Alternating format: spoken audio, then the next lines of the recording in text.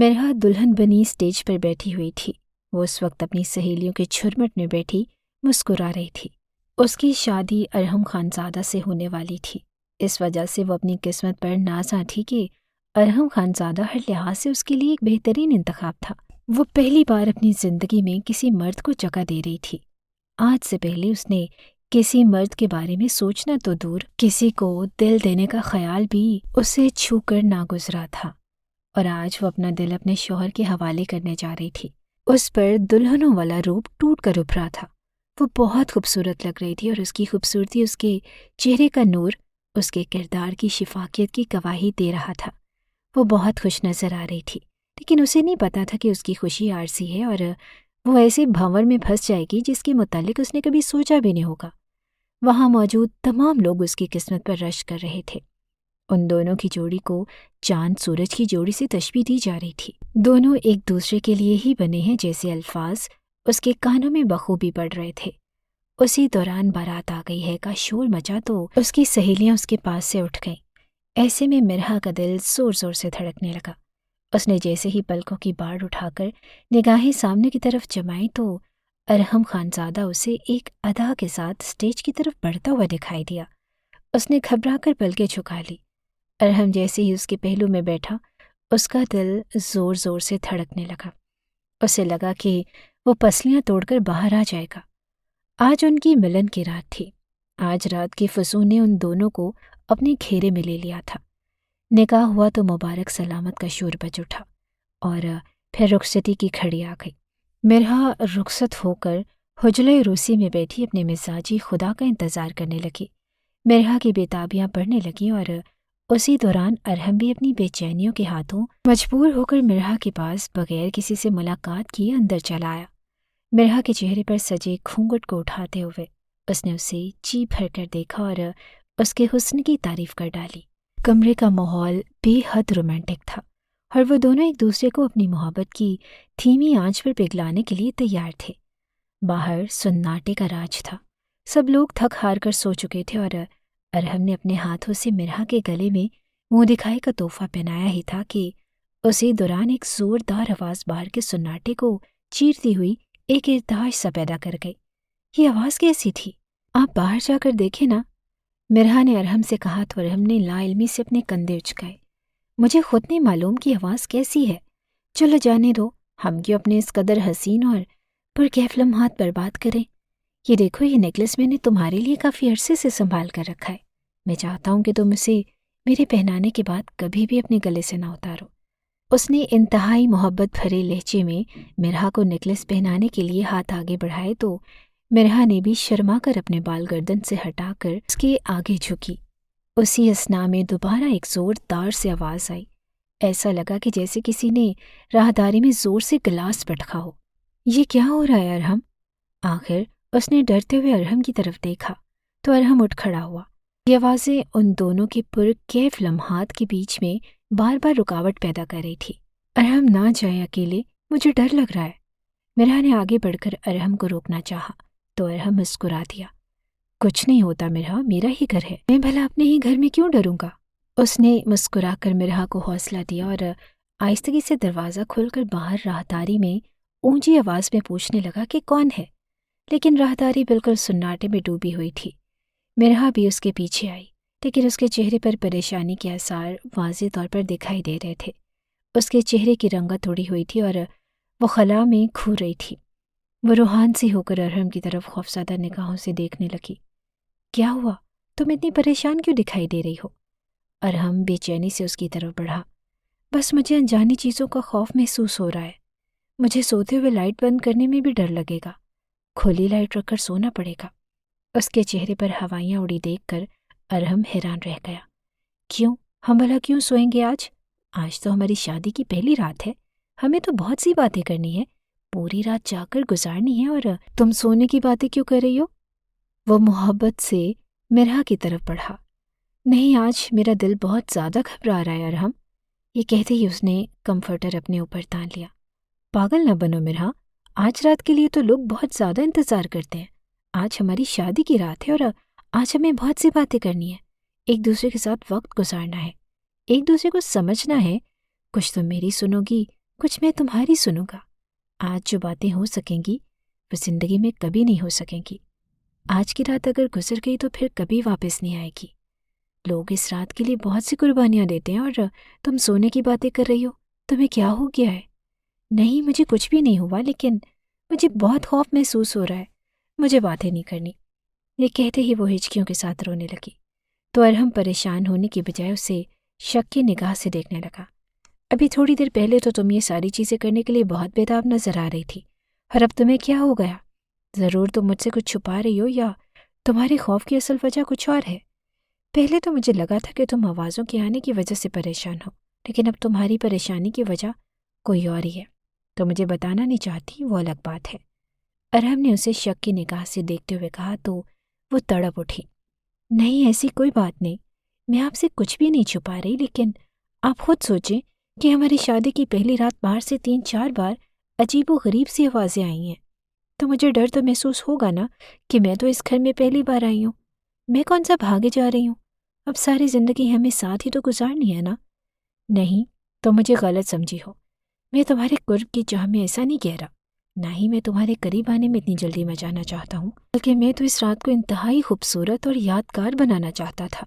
لیکن اگر تمہاری مرضی نہیں تو کوئی بات نہیں، میں زبردستی نہیں کروں گا۔ یہ کہتے ہی اس نے انتہائی مایوسی کے ساتھ اپنے ہاتھ میں پکڑے نیکلس کو واپس ڈبے میں رکھ دیا اور واش روم کی طرف چینج کرنے کے لیے چل دیا۔ مرحا نے بھی اپنے بھاری لہنگے کو تبدیل کر لیا تھا اور اس کی جگہ ہلکا پھلکا سا سوٹ پہن لیا، اور ارحم نے اس کی طرف مسکرا کر دیکھا اور کہنے لگا کہ میں نے تمہیں دلہن کے روپ میں دیکھ لیا، یہی میرے لیے بہت ہے۔ وہ پلنگ پر ٹھہ جانے والے انداز میں لیٹ گیا۔ مرحا نے اس کی طرف دیکھا تو اس نے رخ پھیر کر کمفرٹر اپنے اوپر اوڑھ لیا۔ اس کا یہ انداز دیکھ کر مرحا کو احساس ہو گیا کہ وہ اسے ناراض ہے اور اس کی طرف سے رخ موڑ کر سویا ہے۔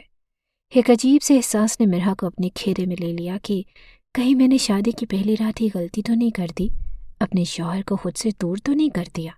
کیا میں نافرمان بیوی بن گئی؟ اپنے شوہر کو نہ کر کے اس کی نظر میں بری تو نہیں بن گئی؟ بے شمار سوالات اس کے ذہن میں جنم لینے لگے، لیکن وہ کیا کرتی کہ وہ ایک انجانے سے خوف میں مبتلا ہو گئی تھی جس نے اس کی گھبراہٹ میں کئی گنا اضافہ کیا۔ وہ چاہ کر بھی اس کے قریب نہیں ہو پائی اور یہ اسے ایسا وہم محسوس ہوا کہ جیسے ہی وہ ایک دوسرے کے قریب آنے کی کوشش کرتے تو باہر کچھ ہونے لگتا، اور اسی انہونی کے تحت اس نے شادی کی پہلی رات ہی اپنے شوہر کو اپنے قریب آنے سے منع کیا، جس پر اس کے شوہر نے کچھ بھی نہ کہا اور اس سے رخ موڑ کر سو گیا۔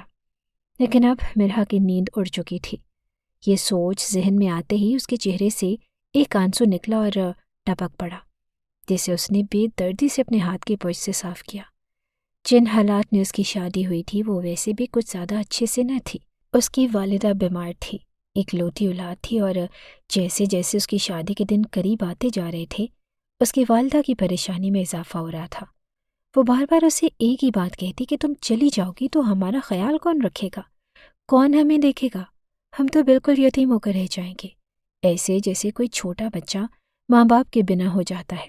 تم ہماری اکلوتی اولاد ہو اور تمہارے بعد ہم بھی ایسے ہی ہو جائیں گے۔ بوڑھے ماں باپ کو اکلوتی اولاد کی، خصوصاً جب وہ لڑکی ہو، گھر سے چلے جانے کا والدین کو بہت زیادہ دکھ محسوس ہوتا ہے، اور وہ اس کا بار بار اظہار بھی کرتے ہیں۔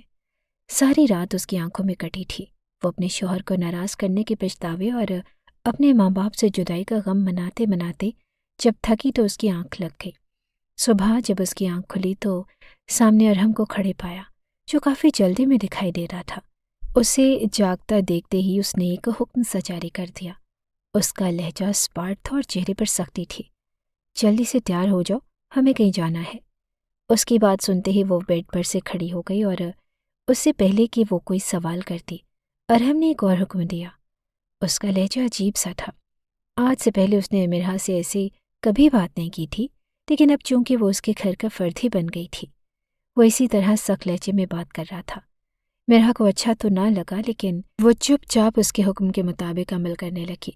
جلدی سے باہر آ جاؤ، میں گاڑی میں بیٹھ رہا ہوں، کہتے ساتھ ہی وہ کمرے سے نکل گیا۔ مرحا نے جلدی جلدی ہلکے نیلے رنگ کا ایک سوٹ نکالا، کپڑے تبدیل کیا اور آئینے میں خود پر ایک سرسری سی نگاہ ڈال کر باہر کی طرف آ گئی۔ اسے بہت عجیب لگ رہا تھا کیونکہ ارحم نے اسے زیادہ تیاری کا وقت بھی نہ دیا اور نہ جانے کیوں اتنی جلدی میں اسے تیار ہونے کا کہہ کر گاڑی میں جا بیٹھے اور نہ اسے کچھ بتایا، بس حکم جاری کر دیا۔ وہ شدید پریشانی میں جلدی سے سیڑھیاں اترتے ہوئے جیسے ہی ہال میں پہنچی تو وہاں اس کی نند کی نظریں اس کے وجود کا احاطہ کر رہی تھی۔ اس کی نظروں میں بہت کچھ تھا، لیکن مرحا نے نظر انداز کیا، اس کی طنزیہ نظروں کو نظر انداز کیا اور ارحم کے کہنے پر جا کر گاڑی میں بیٹھ گئی۔ فرنٹ سیٹ پر بیٹھتے ہی اس نے جیسے ہی ارحم کے چہرے کی طرف دیکھا تو وہاں کوئی جذبے دکھائی نہیں دے رہے تھے۔ رات والی شوخی کہیں غائب ہو گئی تھی اور اس کی جگہ اسمارٹ تاثرات نے لے لی۔ وہ اس سے سوالات کرنا چاہتی تھی کہ وہ اتنی جلدی میں اسے کہاں لے جا رہا ہے اور کیوں لے جا رہا ہے، جانے کی ضرورت ہی کیا ہے، لیکن ارحم کا چہرہ دیکھ کر اس نے اپنے سوالات اپنے دل میں ہی دبا لیے اور خاموشی سے اس وقت کا انتظار کرنے لگی کہ جب ارحم خود سے اسے بتائے کہ وہ لوگ کہاں جا رہے ہیں۔ یہاں تک کہ آدھا راستہ ہونے کے بعد بھی جب ارحم کی خاموشی میں کوئی فرق نہ آیا تو وہ اس سے پوچھ بیٹھی، کیا ہوا ارحم، ہم کہاں جا رہے ہیں؟ آپ نے مجھے اتنی جلدی میں تیار ہونے کا کہا، میں ٹھیک سے تیار بھی نہیں ہو سکی۔ ابھی اس کی بات مکمل نہ ہوئی تھی کہ ارحم نے اس کی بات کو درمیان سے اچک کر اپنی بات شروع کر دی۔ ہاں بالکل ٹھیک کہا ہے، تیار ہونے کا موقع ہی تمہیں نہیں ملا۔ لوگ تمہیں دیکھ کر کیا کہیں گے کہ ارحم کی بیوی ایسے کپڑے پہنتی ہے، انتہائی معمولی سی۔ اسی لیے میں آج تمہیں شاپنگ کروانے کے لیے لے کر جا رہا ہوں۔ کل ہمارے گھر میں ایک بہت بڑی دعوت ہے اور تمہیں سب سے اچھا لگنا چاہیے، اسی لیے ہم ایک خوبصورت سا جوڑا لینے جا رہے ہیں تاکہ ہر طرف تم ہی تم نظر آؤ۔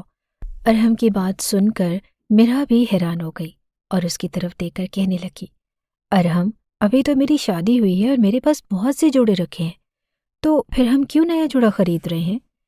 ہاں ہوں گے تمہارے پاس نئے جوڑے، لیکن وہ کوئی بھی موقع کی مناسبت کے لحاظ سے نہیں ہوں گے۔ کل تم ایسا تیار ہونا کہ سب کو لگے کہ واقعی میں تم ارحم خان زادہ کی بیوی ہو، کوئی عام لڑکی نہیں بلکہ بہت ہی خاص ہو۔ وہ بار بار اپنا نام اس کے نام کے ساتھ جوڑ کر مرحا کو عزت دے رہا تھا، لیکن ساتھ ہی ساتھ مرحا کو اس کی باتیں حیران اور پریشان بھی کر رہی تھی۔ کل میری بہن کے رشتے والے آئیں گے، چنانچہ تمہیں ایسا تیار ہونا چاہیے کہ سب تمہیں دیکھ کر رہ جائے۔ اس کی بات سن کر اس نے چونک کر ارحم کی طرف دیکھا۔ نائلہ کے رشتے کی بات چلانے کے لیے لوگ آئیں گے تو نائلہ کو زیادہ تیار ہونا چاہیے نا، میں زیادہ تیار ہو کر کیا کروں گی؟ یہ اس کا دن ہے اور اس کا فنکشن ہے، تو اسے ہی تیار ہونا چاہیے، اسے ہی سنورنا چاہیے، میں چمک کر کیا کروں گی؟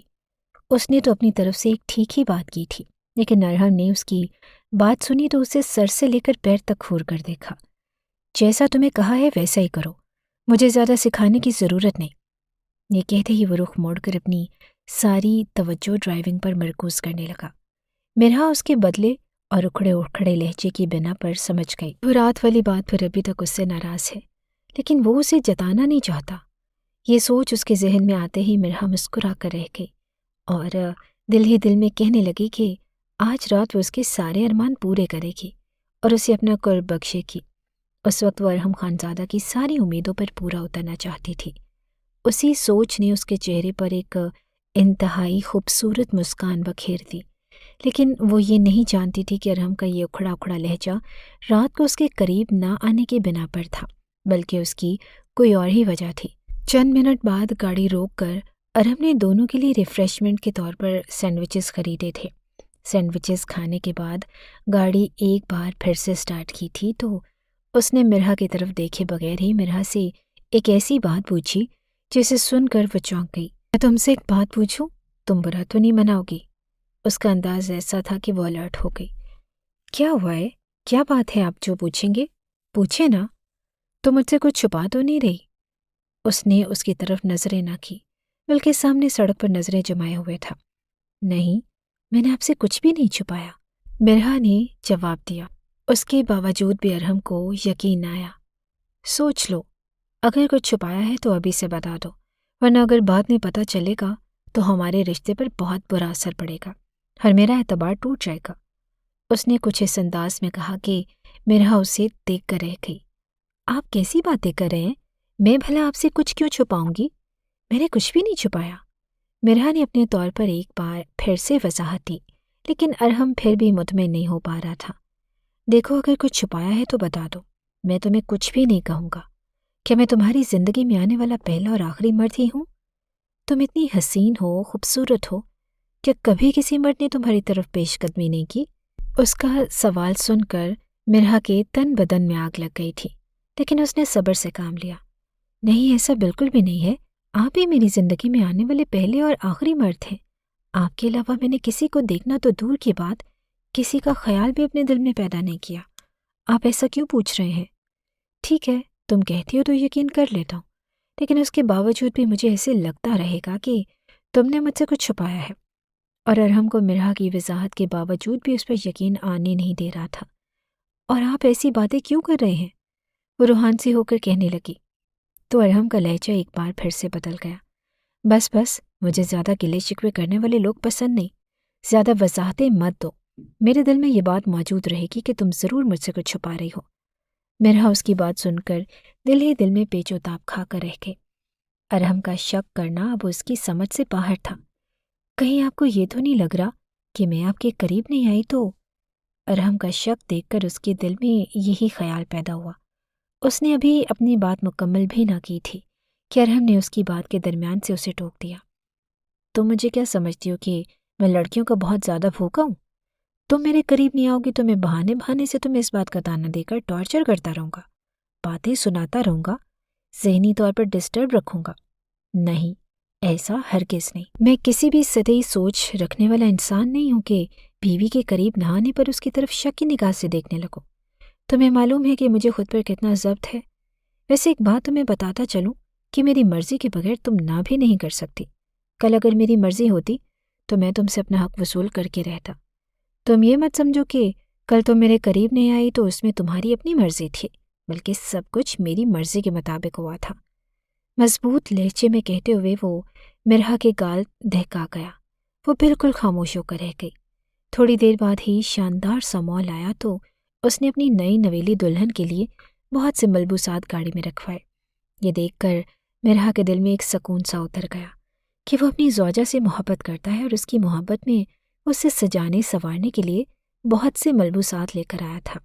وہ اس پر خرچ کر رہا تھا، ثابت کر رہا تھا کہ وہ اس کے نان و نفقے کا ذمہ دار ہے۔ مرحا کو یہ بات بہت اچھی لگی تھی اور اس کا احساس اس کے چہرے پر بھی دکھائی دے رہا تھا۔ وہ خوش تھی۔ اس کے چہرے پر مسکراہٹ بکھر گئی کہ ارحم ابھی سے اس کا خیال رکھنے کی کوشش کر رہا ہے۔ اگلے دن نائلہ کے رشتے والے گھر تشریف لانے والے تھے اور تمام تیاریاں مکمل ہو چکی تھی، لیکن ارحم بار بار مرحا کے حوالے سے پریشان دکھائی دیتا اور اسے بار بار کہتا کہ جلدی سے تیار ہو جاؤ، تمہارا تیار ہونا بہت زیادہ ضروری ہے، تم سب سے حسین اور خوبصورت نظر آؤ، میں بس یہی چاہتا ہوں۔ مرحا کو اس بات کی زیادہ پریشانی تھی۔ اسے ایسے لگ رہا تھا کہ وہ اتنی زیادہ تیاری کر کے نائلہ کا حق تلفی کر رہا ہے۔ یہ تو اس کا دن تھا تو اسے ہی ساری تیاریاں کرنی چاہیے۔ میرا دن تو گزر گیا، لیکن بھلا ارحم کو کون سمجھائے؟ کپڑے پہننے تک تو سمجھ آتا تھا۔ اس نے جب اپنے لباس پر ایک نظر دوڑائی تو وہ لباس بھی اسے کسی صورت موقع کی مناسبت کے مطابق محسوس نہیں ہو رہا تھا، لیکن یہ ارحم کا حکم تھا۔ اس نے سر جھکا دیا۔ جلدی تیار ہو جاؤ، بلکہ ایک کام کرو، چلو تمہیں بیوٹی سیلون ہی لے کر چلتا ہوں، خوبصورت تو تم ہو، ہلکا سا میک اپ بھی کرو گی تو بہت زیادہ نقوش تمہارے پیارے لگیں گے، تم سب سے زیادہ اچھی نظر آؤ، بس میں یہ چاہتا ہوں۔ ایک بار پھر مرحا کو کہا۔ وہ جذبس ہو کر رہ گئی۔ کیا ہو گیا ہے ارحم؟ آج تو نائلہ کا دن ہے تو اس سے زیادہ تیاری کرنے دینی چاہیے، اسے ہی بیوٹی سیلون جانا چاہیے، میں کیوں جاؤں گی؟ لیکن اسے نہیں پتا تھا کہ اس نے مشورہ دے کر ایک بار پھر سے غلطی کر لی۔ تمہیں جتنا کہا ہے اتنا ہی کرو، جاؤ جلدی سے جا کر اپنا میک اپ اور ہیئر ایکسٹینشن وغیرہ لے کر آؤ، فضول کے مشورے مت دیا کرو۔ ارحم کے چہرے پر اس بات کو سن کر ایک ناگواری سے آ گئی جسے مرحا نے باقاعدہ طور پر محسوس کیا تھا۔ وہ یہ کہتے ہی اس کے قریب آیا۔ اس کی باتوں سے تو اسے محبت کی خوشبو آتی تھی، لیکن نہ جانے کی اس کی حرکات مختلف تھی۔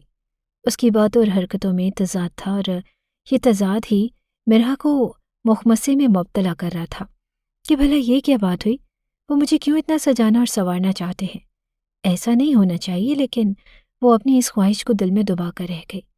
ارحم اس پر شک کر رہا تھا کہ وہ اس سے کچھ چھپا رہی ہے، لیکن اب ارحم کے قول و فعل کے تضاد کی بنا پر مرحا کو ایسا لگ رہا تھا کہ ارحم مجھ سے کچھ چھپانے کی کوشش کر رہا ہے، کچھ ایسا جو مرحا کے علم میں نہیں، نہ وہ اس کے علم میں لانا چاہتا ہے۔ بیوٹی سیلون سے تیار ہو کر جب وہ گھر لوٹی تو وہ خوشبو میں رچی بسی بہت خوبصورت دکھائی دے رہی تھی کہ اس پر نظریں نہیں ٹھہر رہی تھی۔ نائلہ نے ایک نظر اٹھا کر اسے دیکھا اور انجان سی بن گئی۔ نائلہ کام سے لباس میں ملبوس تھی اور نارمل دکھائی دے رہی تھی۔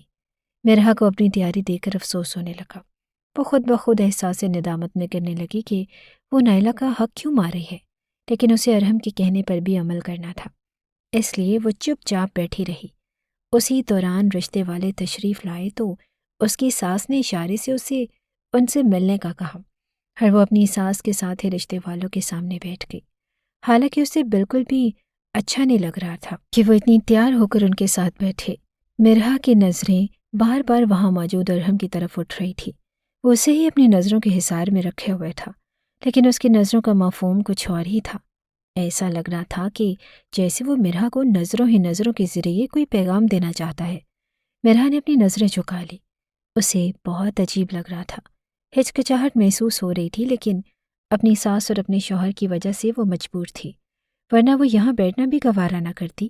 کہ اتنا سچ سنور کر رشتے والوں کے سامنے بیٹھنا اسے انہونی کا احساس دلا رہا تھا۔ اس کی نظر جب اس لڑکے کے اوپر پڑی جس کا رشتہ نائلہ کے لیے آیا تھا تو وہ حیران رہ گئے کہ وہ اسے ہی دیکھ رہا تھا، اور بار بار اس کی نظریں مرحا کے وجود پر ہی پھسل رہی تھی۔ تب اس کی ساس نے یہ انکشاف کر دیا کہ یہ میری بہو ہے، کل ان کی شادی ہوئی ہے۔ مرحا کا دل چاہا کہ زمین پھٹے اور وہ اس میں سما جائے۔ نہ جانے کیوں اسے کچھ بھی اچھا نہیں لگ رہا تھا۔ اسی دوران وہ تھوڑی دیر بیٹھنے کے بعد ہی چائے کا بہانہ کر کے کچن میں آ گئی اور سکون کا سانس لیا۔ مہمانوں کے لیے چائے بنانے لگی۔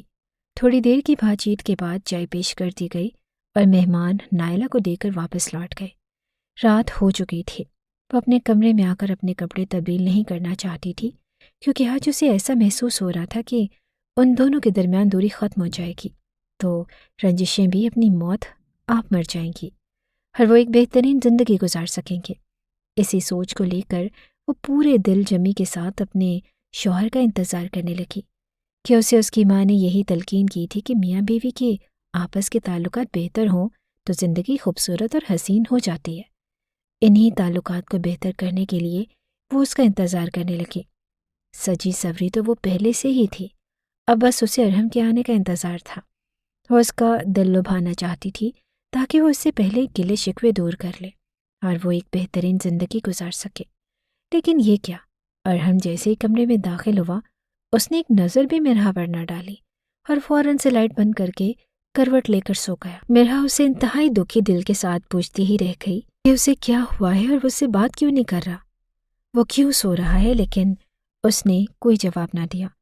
مرحا کی آنکھوں میں آنسو آ گئے کہ اس سے ایسی کیا غلطی ہو گئی کہ ارحم کا رویہ پہلے دن سے ہی اس کے ساتھ عجیب سا سپاٹ اور سرد تھا۔ اس نے سوچا نہ تھا کہ اس کا شوہر اس کے ساتھ یہ رویہ اختیار کرے گا۔ اسے کوئی سرا ہاتھ نہیں لگ رہا تھا کہ جس کی بنا پر وہ اس کی غلط فہمی کو دور کر سکے۔ اسے یہی معلوم نہ تھا کہ اس کا قصور کیا ہے، اور وہ تو اس کے ساتھ اپنے تعلقات بہتر کرنا چاہتی تھی، لیکن تعلقات اور خراب ہوتے چلے جا رہے تھے۔ آج تو ان کے کہنے پر نہ چاہتے ہوئے بھی اچھی طرح سے تیار ہو کر رشتے والوں کے آگے بیٹھ گئی۔ اس کے گھر والے کی محبت حاصل کرنے کے لیے اس نے ان کے اشاروں پر ناچنے سے بھی دریغ نہ کیا، لیکن بدلے میں اس سے کیا ملا؟ وہ اس سے یوں رخ پھیر کر لیٹ گیا جیسے اسے جانتا ہی نہ ہو۔ وہ دونوں ایک دوسرے کے لیے اجنبی ہوں، حالانکہ ان کی شادی کو صرف 2 دن ہی ہوئے تھے، اور وہ ایسا رویہ اختیار کیے ہوئے تھا کہ جیسے وہ اسے پہچانتا ہی نہ ہو۔ اس کا یہ رویہ مرحا کو بہت دکھی کر رہا تھا۔ اسے اپنی ماں کی شدت سے یاد آنے لگی جو اسے صبر کی تلقین کرتی رہتی تھی۔ اس نے اس دن بھی صبر ہی کیا تھا، اور کافی دیر رونے کے بعد وہ خود بھی اس سے رخ پھیر کر سونے کے لیے خود کو تیار کرنے لگی، لیکن اس کی آنکھوں سے نیند کوسوں دور ہو چکی تھی۔ فجر کی اذان کے ساتھ ہی وہ اٹھ بیٹھی۔ اچھا سا تیار ہو کر اس نے کچن کا رخ کیا۔ وہاں ملازمہ سے اس نے ارحم کی پسند کا ناشتہ پوچھا، اور ملازمہ نے اسے منع کیا کہ آپ کا یہاں باورچی خانے میں داخل ہونا میرے لیے مسائل پیدا کر دے گا، لیکن مرحا اپنے کہنے سے باز نہ آئی۔ صفیہ بی بی، آپ کیوں ڈرتی ہیں؟ میں اپنے شوہر کے لیے ناشتہ ہی تو بنا رہی ہوں، آپ بے فکر ہو جائیں، آپ کو کوئی کچھ نہیں کہے گا۔ کہتے ساتھ اس نے صفیہ کو کچن سے چلے جانے کا کہا، اور ارحم کی پسند کا ناشتہ جاننے کے بعد اس نے اس کے لیے حلوہ پوری کا ناشتہ بنایا۔ یہ اسے ملازمہ نے بتایا تھا۔ ناشتے کو ٹرے میں انتہائی نفاست سے سجا کر وہ کمرے میں ہی لے آئی اور کمرے میں داخل ہوتے ہی ارحم پر نظر پڑی۔ وہ ابھی تک سو رہا تھا، اس کے بال بکھرے ہوئے تھے اور اس نے آگے بڑھ کر اس کے بکھرے بال سمیٹے اور اس کے گالوں پر اپنی مہندی والے ہاتھوں سے تھپ تھپا کر کہنے لگی، اٹھ جائیے ارحم، ناشتے کا وقت ہو گیا ہے۔ مجھے بہت بھوک لگ رہی ہے، چلے نا ساتھ بیٹھ کر ناشتہ کرتے ہیں۔ رات والی بات کا اثر زائل کرنے کے لیے اس نے اپنے لہجے کو حد الامکان میٹھا رکھنے کی کوشش کی تاکہ وہ اپنے شوہر کا دل جیت سکے اور ان دونوں کے درمیان موجود رنجشیں ختم ہو جائیں۔ پھر گاڈ سیک مرحا، تم بچی تو نہیں ہو، تمہیں علم ہونا چاہیے کہ جب شوہر تھکا ہوا ہو تو اسے اس طرح نہیں جگاتے، پڑھی لکھی ہو کر بھی جاہلوں والی حرکتیں کر رہی ہو۔ ایک دم سے ارحم کی چنگھاڑ سن کر مرحا بالکل سن ہو گئی، آنکھیں نم ہونے لگی، جیسے اس نے پلکیں چھپکا چھپکا کر آنسو اندر اتارنے کی کوشش کی۔ ارحم، میں تو آپ سے محبت سے… کیا محبت سے مرحا؟ یہ سارے چونچلے میرے پاس نہیں چلیں گے۔ مجھے جب بھوک ہوگی ناشتہ کرنا ہوگا تو میں کر لوں گا، تمہیں فکر کرنے کی ضرورت نہیں۔ دودھ پیتا بچہ نہیں ہوں میں جس کے پیچھے تم ناشتہ لے لے کر گھومو گی کہ ناشتہ کر لیں، جاؤ اب یہاں سے اور سونے دو مجھے۔ اس نے اس قدر روکھے لہجے میں اسے کہا کہ مرحا کا دل چاہا کہ زمین پھٹے اور وہ اس میں سما جائے۔ وہ تو اپنے شوہر کے ساتھ محبت سے رہنا چاہتی تھی، لیکن نہ جانے کیوں وہ کوئی لچک دکھانے کے لیے تیار ہی نہ تھا۔ آخر ارحم خانزادہ کو ہو کیا گیا؟ شادی کی پہلی رات تو وہ بہت زیادہ بےتاب تھا اور اب وہ اس کی طرف دیکھنا تو دور، محبت سے بات تک کرنے کو بھی راضی نہ تھا۔ کمرے سے نکلتے ہی اس نے بالکنی کا رخ کیا۔ صبح کی روشنی پھیل گئی تھی اور وہاں اس وقت کوئی موجود نہ تھا۔ وہاں پر بیٹھتے ہی وہ ساروں کی طرح رونے لگی۔ کافی دیر تک ارحم کا رویہ سوچ سوچ کر اس نے آنسو بہائے، یہاں تک کہ اس کی آنکھوں میں درد ہونے لگا۔ دوبارہ جب وہ کمرے میں آئی تو ارحم اسے کہیں بھی نظر نہ آیا۔ ناشتہ بھی جوں کتوں رکھا ٹھنڈا ہو چکا تھا۔ اس نے ناشتے کی ٹرے صفیہ کے ساتھ واپس بھجوا دی۔ وہ پورا دن خاموش رہی اور اپنے کمرے میں بند رہی۔ ارحم کا رویہ اس کی سمجھ سے بالاتر تھا۔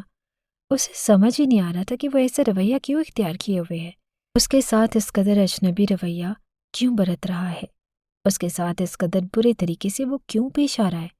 یہی سوچتے سوچتے وہ کب نیند کی گہری وادی میں چلی گئی، اسے علم ہی نہ ہوا۔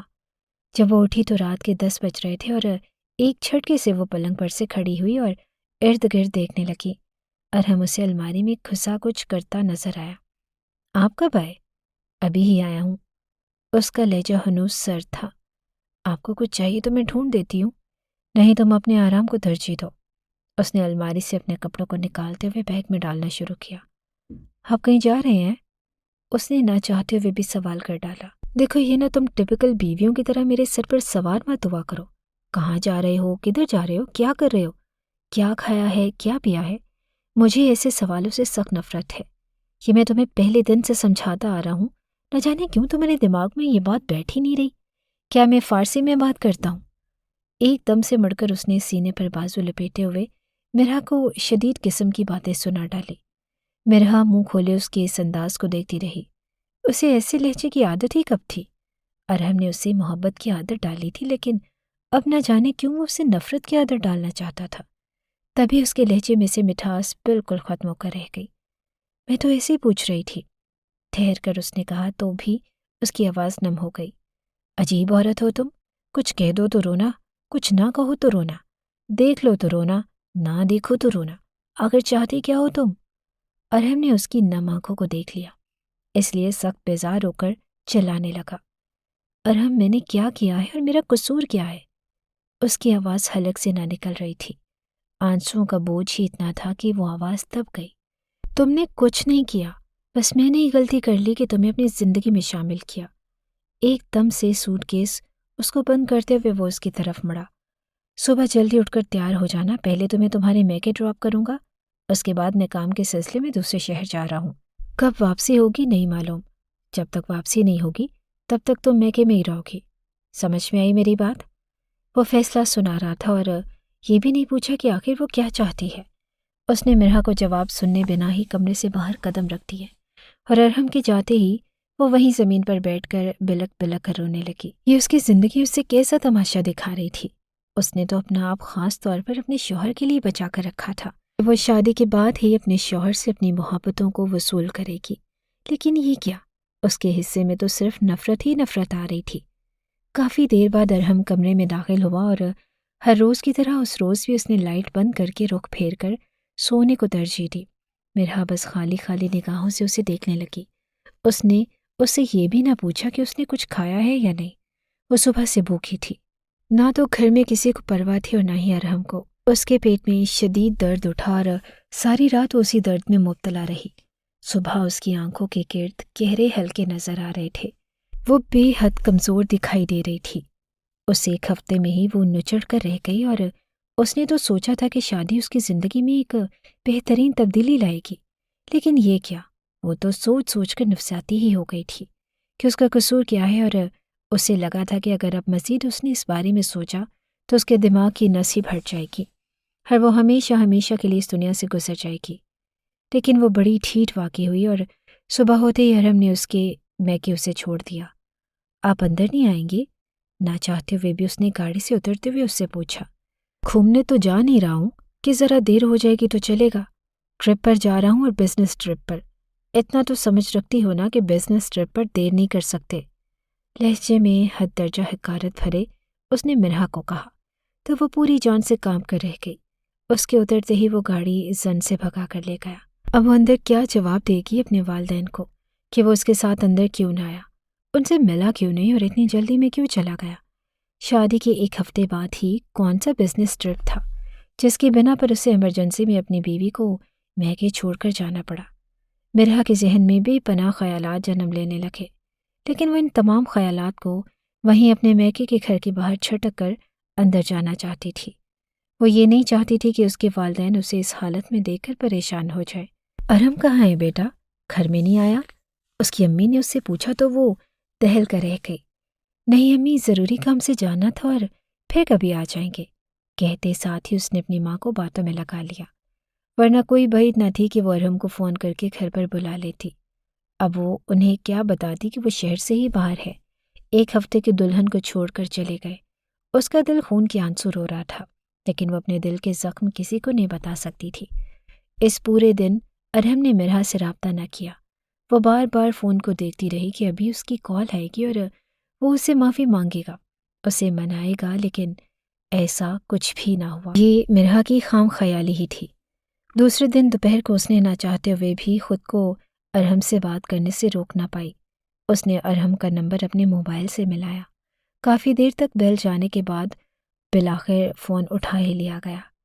کیا بات ہے؟ کیوں فون کیا ہے؟ لٹھ مار لہجے میں پوچھتے ہوئے ارحم نے اس کے دل کے ٹکڑے کر دیے۔ کل رات سے آپ نے مجھ سے کوئی رابطہ نہیں کیا، اس لیے فون کیا ہے، آپ کی خیریت پوچھنا چاہتی تھی۔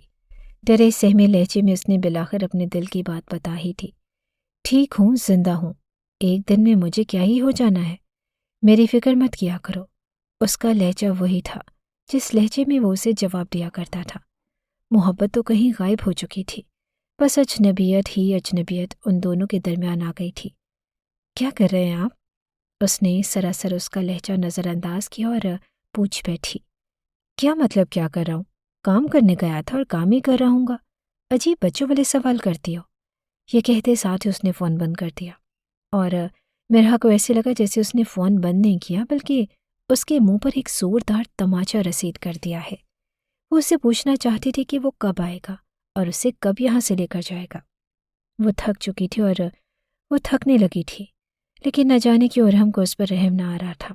وہ اسے محبت سے بات کرتا جیسے بھول ہی گیا، اور اسے اس قدر بے رخی سے پیش آ رہا تھا کہ جیسے ان دونوں کے درمیان کوئی رشتہ ہی نہ ہو۔ پورا ایک ہفتہ وہ ایسے ہی اپنے میکے میں رہی۔ ان کی شادی کو ایک پورا مہینہ ہونے والا تھا، لیکن ارحم نے نہ اس سے کوئی رابطہ کیا اور نہ اسے فون کیا۔ وہ اسے فون ملا کر تھک جاتی، لیکن وہ اس کی کال کا جواب نہ دیتا۔ وہ اسے میسج پر بار بار یہ پوچھتی رہتی کہ آپ کب آئیں گے اور کب مجھے یہاں سے لے جائیں گے، لیکن وہ اس کا کوئی جواب نہ دیتا۔ وہ رو رو کر بھی تھک چکی تھی۔ وہ ذہنی مریضہ بن گئی تھی اور اس کی رنگت زرد پڑ گئی اور چہرے پر صدیوں کی تھکن رقم تھی۔ اسے دیکھ کر لگتا ہی نہیں تھا کہ اس کی ابھی ایک مہینہ پہلے شادی ہوئی ہے۔ ارحم نے اسے محبت تو دور، اس سے بات کرنا بھی گوارا نہ کیا۔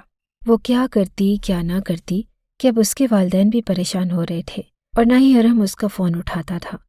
اس کا جواب ضبط دے گیا۔ وہ اس کے سامنے جانا چاہتی تھی اور وہ سارے سوالات پوچھنا چاہتی تھی کہ آخر وہ چاہتا کیا ہے، آخر اس کے ارادے کیا ہیں۔ یہی سوچ کر اس نے اپنا بیگ باندھا اور ٹیکسی میں بیٹھ کر اپنے سسرال آ گئی۔ اس نے سوچ لیا کہ اب آر یا پار ہوگا، مزید یہ سب برداشت نہیں کر سکتی تھی، کیونکہ اسے اپنا آپ نفسیاتی لگنے لگا۔ دن رات رو رو کر اس کی آنکھیں تھک چکی تھی، اب بس وہ فیصلہ سننا چاہتی تھی، چاہے ارحم کا فیصلہ کچھ بھی ہو۔ اسے بتانا چاہتی تھی کہ وہ تھک چکی ہے اور وہ اس کی بے رخی برداشت کر کر کے اس کی ہمت ختم ہو گئی ہے، بس اب اور نہیں۔ اور اس نے خود سے کہا اور اپنے سسرال چلی گئی۔ اپنے کمرے میں جیسے ہی وہ داخل ہوئی تو ارحم اپنے موبائل پر کسی سے بات کرنے میں مصروف تھا۔ اسے وہاں دیکھ کر اس کے پاؤں کے نیچے سے زمین نکل گئی۔ آپ یہاں موجود ہیں اور پچھلے 1 مہینے سے میں آپ کو فون کر رہی ہوں اور میسج کر رہی ہوں، کالز کر رہی ہوں کہ آپ مجھے جواب تک نہیں دیتے۔ مجھے لگا تھا کہ آپ اپنے بزنس ٹرپ پر ابھی تک موجود ہیں اور آپ یہاں اس کمرے میں بیٹھے ہیں۔ کیا مجھے بے وقوف سمجھ رکھا ہے؟ اندر آتے ہی اس نے سامان پٹک کر بلند آواز سے کہا۔ ارحم کو وہاں دیکھ کر اس کا دماغ گھوم گیا۔ کیا ساری تمیز اپنے میکے میں رکھ کر آ گئی ہو؟ تمیز نہیں ہے تمہیں؟ اپنے شوہر سے کیسے بات کر رہی ہو؟ ارحم بھی کہاں پیچھے رہنے والا تھا۔ ہاں ہوں میں بدتمیز، لیکن آپ کیا چاہتے ہیں؟ آج مجھے بتا ہی دیجئے، کیوں مجھے پاگل بنا کر رکھا ہوا ہے؟ کیوں میری زندگی کو عذاب بنا دیا ہے؟ آخر میرا قصور کیا ہے؟ اور مجھے بھی تو پتہ چلے کہ میں نے ایسا کون سا جرم کر دیا جس کی وجہ سے آپ مجھ پر اس قدر ظلم کر رہے ہیں۔ آگے بڑھ کر اس نے ارحم کا گریبان پکڑ کر زور سے جھنجھوڑا کہ وہ خود اس کی اس جسارت پر حیران رہ گیا۔ تم ہوش میں تو ہو؟ یہ تم کیا کر رہی ہو؟ جاؤ یہاں سے اور نکلو تم میرے گھر سے۔ اس نے ایک جھٹکے سے اپنا گریبان چھڑوایا، لیکن مرحا اب اپنے حواس کھو بیٹھی تھی، وہ اپنے ہوش میں نہیں لگ رہی تھی۔ وہ اونچا اونچا رو کر اسے سوال کر رہی تھی، میں یہاں سے نہیں جاؤں گی جب تک میں اپنے سوال کے جواب نہیں لے لیتی۔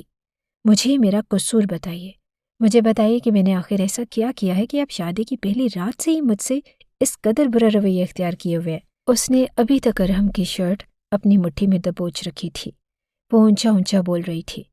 تب ایک جھٹکے سے ارحم نے اسے دور کیا اور کہنے لگا، تم جاننا چاہتی ہو نا کہ تمہارا قصور کیا ہے؟ تمہارا قصور تمہارا سچ چھپانا ہے۔ تم نے مجھ سے یہ سچ چھپایا کہ تم پہلے سے منگنی شدہ تھی، تمہارا ایک مرد سے افیئر تھا اور تم نے ایک مرد سے محبت کی، اور پھر تم مجھے شادی کی پہلی رات یہ جھوٹے دعوے کرتی ہو کہ میں تمہاری زندگی میں آنے والا پہلا مرد ہوں۔ جھوٹ کی بھی حد ہوتی ہے، تم نے تو جھوٹ کی ہر حد ہی پار کر دی۔ نائلہ کے لیے رشتہ لانے والے لوگ تمہیں پہلے سے کیسے جانتے تھے؟ کیا میں تمہیں بے وقوف دکھائی دیتا ہوں؟ تمہاری باتوں میں آ جاؤں گا۔ ارحم نے بھی اسی طرح اونچی آواز میں اسے کہا تو وہ جیسے اپنی جگہ تھم سی گئی۔ کون سا مرد، کون سا افیئر، کون سی محبت؟ خدا کی قسم میں نے آپ کے علاوہ کسی سے محبت نہیں کی، اور آپ سے بھی شادی کے بعد ہی محبت پروان چڑھی، لیکن اب میں تھک گئی ہوں، اور اب یہ الزام مجھ پر کیسے آپ ڈال سکتے ہیں؟ بھلا میرا اور نائلہ کے رشتے لانے والے لوگوں کا کیا تعلق؟ وہ ناسمجھی سے اس کی طرف دیکھنے لگی۔ اچھا ہوا مجھے نائلہ نے پہلے ہی خبردار کر دیا تھا۔ سمیر جو نائلہ کے لیے اپنا رشتہ بھیجا تھا، اسے نہیں معلوم تھا کہ تم اب میری بیوی بن چکی ہو۔ وہ تمہارا سابقہ منگیتر، نائلہ نے مجھے تمہارے بارے میں شادی سے پہلے ہی سب بتا دیا تھا۔ اچھا ہی ہوا میں تم سے دور رہا، کم از کم تم جیسی منافق لڑکی سے میں نے کوئی تعلق تو نہ بنایا۔ اس کی بات سن کر مرحا کو ایسا لگا کہ جیسے اس کے تن بدن میں کسی نے آگ لگا دی ہو۔ کون سا تعلق؟ کیسا تعلق؟ نہ میں اسے جانتی ہوں اور نہ میں یہ جانتی ہوں کہ نائلہ نے یہ ساری غلط فہمی آپ کے دماغ میں کیوں بھری۔ میں صرف اتنا جانتی ہوں کہ میرا کردار صاف اور شفاف ہے اور مجھ میں کسی قسم کا کوئی دھبا نہیں۔ مجھے افسوس ہے کہ میں نے اپنی زندگی کا 1 مہینہ آپ کے پیچھے ضائع کیا، سارے جذبات آپ کے لیے سنبھال کر رکھے، لیکن آپ نے بدلے میں مجھے کیا دیا؟ سوائے دکھ اور تکلیف کے کچھ بھی نہیں دیا۔ مجھے شادی کے 1 مہینے میں ہی مریضہ بنا دیا ہے۔ وہ انگلی اٹھا کر اسے کہنے لگی تو ارحم اسے دیکھ کر رہ گیا۔ وہ واقعی میں کسی مریضہ سے کم نہ دکھائی دے رہی تھی۔ لگتا ہی نہیں تھا کہ یہ وہی مرحا ہے جو شادی کے پہلے دن اتنی خوبصورت لگ رہی تھی، لیکن اب وہ ہڈیوں کا ڈھانچہ بن چکی تھی۔ میں اپنی بہن کی بات کو کیسے جھٹلا سکتا ہوں؟ اچھا، وہ آپ کی بہن ہے تو ٹھیک ہے، اور میں آپ کی بیوی ہوں تو غلط ہوں۔ یہ آپ کا کیسے انصاف ہے؟ ذرا اپنے انصاف کے نظام پر توجہ دیجیے۔ میرے سامنے ثبوت لائیے نا کہ نائلہ کا زبانی کہہ دینا آپ کے لیے ثبوت ہے۔ وہ بھی کہاں پیچھے رہنے والی تھی۔ آج وہ سارے حساب برابر کرنے کے لیے تو یہاں آئی تھی۔ یہاں آ کر ہی تو اسے پتہ چلا کہ ارحم اسے پچھلے 15 دن سے بے وقوف بنا رہا تھا۔ ثبوت مل گیا تھا نا مجھے اسی دن جب نائلہ کے لیے سمیر اپنا رشتہ لایا تھا، تو نائلہ کے بجائے تمہیں دیکھتا چلا جا رہا تھا۔ اس سے یہ بات ثابت ہو گئی کہ تم دونوں کے درمیان تعلق تھا، اور شاید ابھی بھی ہو۔ میں بھلا کیا کہہ سکتا ہوں؟ 1 مہینے سے تم میرے ساتھ نہیں ہو تو کسی نہ کسی کے ساتھ تو ہوگی نا۔ بس کر جائیں، خدا کے لیے بس کر جائیں۔ کیوں مجھ پر آپ یہ الزامات عائد کر رہے ہیں؟ آخر آپ ثابت کیا کرنا چاہتے ہیں؟ ان لوگوں کے سامنے بھی سجا سوا کر آپ نے ہی مجھے بٹھایا تھا۔ وہ رو پڑی تھی، اس کی آنکھوں سے بے تحاشا آنسو نکل رہے تھے، لیکن ارحم کو پھر بھی اس پر رحم نہیں آ رہا تھا۔ بس میرا شک یقین میں بدل گیا تھا۔ وہ تمہیں جس نظروں سے دیکھ رہا تھا، اس سے یہی ثابت ہو رہا تھا کہ وہ تمہیں پہلے سے جانتا ہے۔ ارحم بات کو سمجھنے کے لیے تیار ہی نہ تھا۔ رو رو کر مرحت تھک چکی تھی۔ اگر آپ چاہتے ہیں کہ آپ اصلیت جانیں تو بلائیں نا نائلہ کے لیے رشتہ لے کر آنے والوں کو۔ دودھ کا دودھ اور پانی کا پانی ہو جائے گا۔ تب آپ مجھ سے معافی مانگیں گے، لیکن میں آپ کو معاف نہیں کروں گی۔ اس کی بات سن کر ارحم کا دماغ گھوم گیا۔ کیا چاہتی ہو؟ میں تمہیں اپنی غربت کے لمحے بخشوں نا؟ تو میں تمہیں بخش دوں گا، اور اس کے لیے اتنا تماشا کھڑا کرنے کی کیا ضرورت ہے؟ خطرناک تیوروں سے وہ اس کی طرف بڑھا اور ایک جھٹکے سے اسے اٹھا کر پلنگ پر پٹک دیا۔ مرحا اس کا یہ روپ دیکھ کر حیران رہ گئی۔ وہ تو اسے پوچھنا چاہتی تھی کہ آخر وہ اس سے دوری کیوں اختیار کیے ہوئے ہے؟ میاں بیوی ہو کر بھی وہ ایک دوسرے سے اتنا دور کیوں تھے؟ لیکن اب ارحم کے چہرے پر سرخی دیکھ کر اسے ڈر لگنے لگا۔ میرا یہ مطلب نہیں تھا، میں ایسی لڑکی نہیں ہوں کہ چند لمحات کی غربت کے لیے تڑپ رہی ہوں۔ لیکن اب میں جان گیا ہوں کہ تمہیں کیا چاہیے۔ بس اس کے بعد مجھ سے شکوہ نہ کرنا کہ میں نے تمہیں تمہارا حق نہیں دیا۔ اسی حق کے لیے تم نے میرے گریبان کو پکڑا تھا نا، اب بھگتو۔ یہ کہتے ہی وہ اس کی طرف بڑھا اور اپنی ساری وحشتیں اس کے اندر اتارنے لگا۔ مرحا پریشان ہونے لگی، لیکن اسے کوئی بھی پرواہ نہ تھی۔ وہ اندر ہی اندر مر چکی تھی۔ ارحم کے لیے اب اس کے دل میں کوئی جگہ نہ بچی۔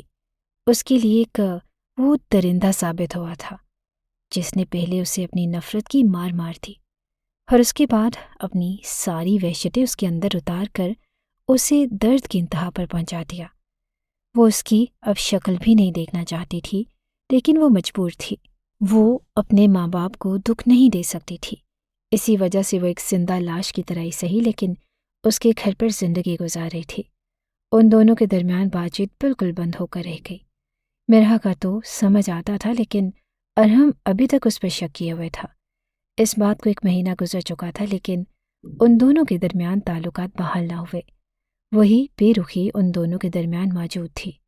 مرحا چاہ کر بھی اپنے آپ کو پاک صاف ثابت نہیں کر سکی تھی، اور ارحم نے کوئی کوشش ہی نہ کی کہ ان کے رشتے کو بحال کر سکے۔ بس دونوں اپنی زندگی کی گاڑی گھسیٹ رہے تھے۔ تو پھر وہ ہوا تھا جس کا کسی کو اندازہ نہ تھا۔ وہ دوپہر کو کچن کے سارے کام ختم کرنے کے بعد جب اپنے کمرے میں جا رہی تھی تو نائلہ نے اس کی طرف دیکھ کر نفرت سے منہ پھیر لیا۔ پورا 1 مہینہ ہو گیا ہے، اس کے باوجود بھی تم ہماری زندگیوں سے نہیں گئی۔ چاہتی کیا ہو تم مجھے شروع سے ہی نہیں بھاتی تھی۔ میں نہیں چاہتی تھی کہ تم میری بھابھی بنو، لیکن اب پورے 2 مہینے بعد بھی تم ہمارے گھر میں موجود ہو۔ چلی کیوں نہیں جاتی؟ نفرت تو مل رہی ہے، اس کے باوجود بھی یہیں پر پڑی ہو۔ اچانک سے نائلہ نے مرحا کا راستہ روکا اور اپنی نفرت کا کھلا اظہار کیا۔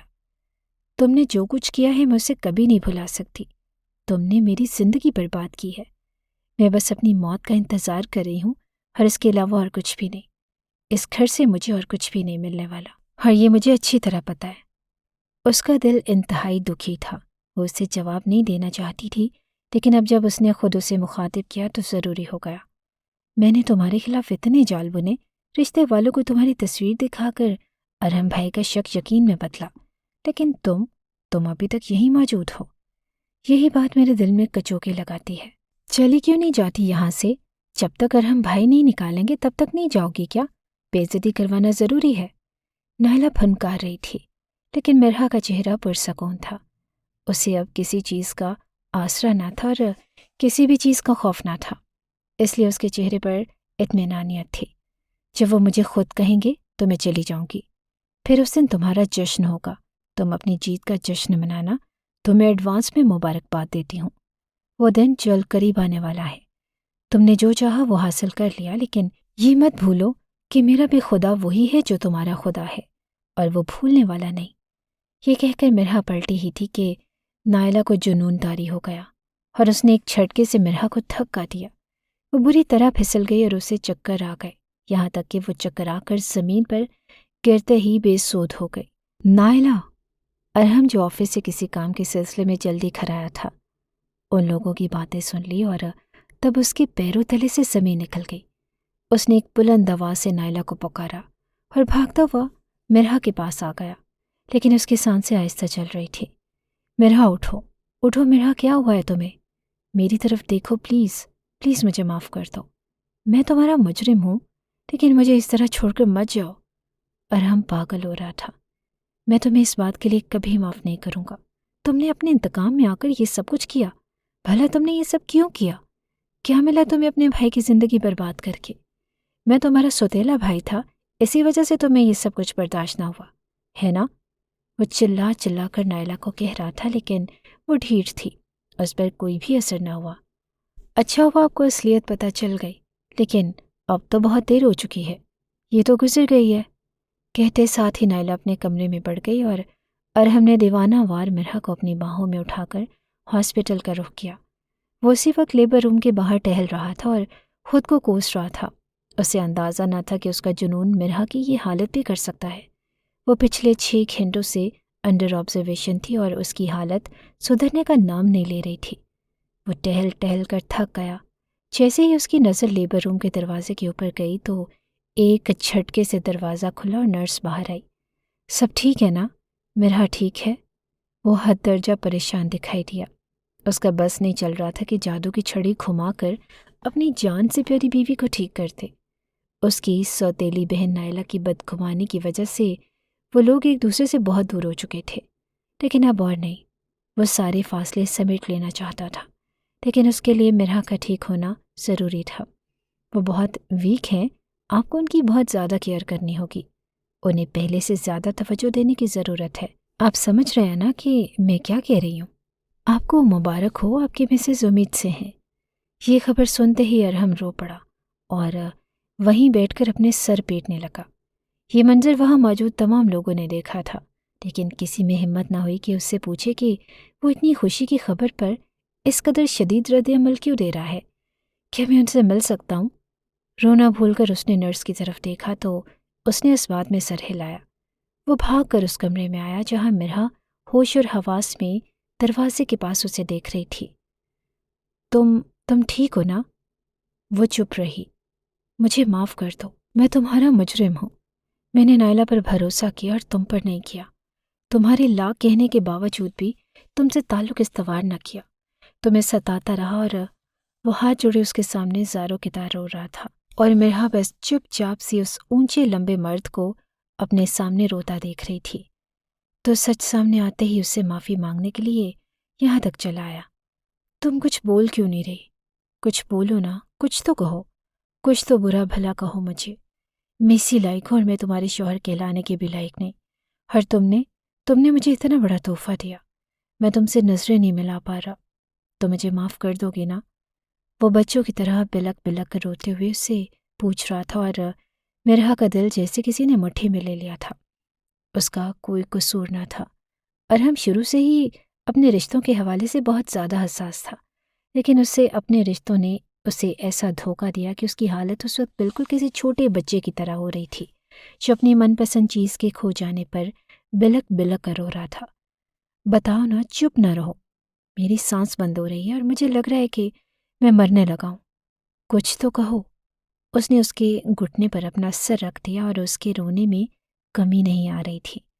بس کر جائیں ارحم، میں جانتی ہوں کہ ہماری زندگی آسان نہیں ہے، اور جو خوشخبری ہمیں ملی ہے وہ ہمیں ان حالات میں نہیں ملنی چاہیے تھی، لیکن شاید یہ اللہ کی طرف سے اشارہ ہے کہ اب ہم اپنے رشتے پر کام کریں اور اسے نئے سرے سے استوار کریں۔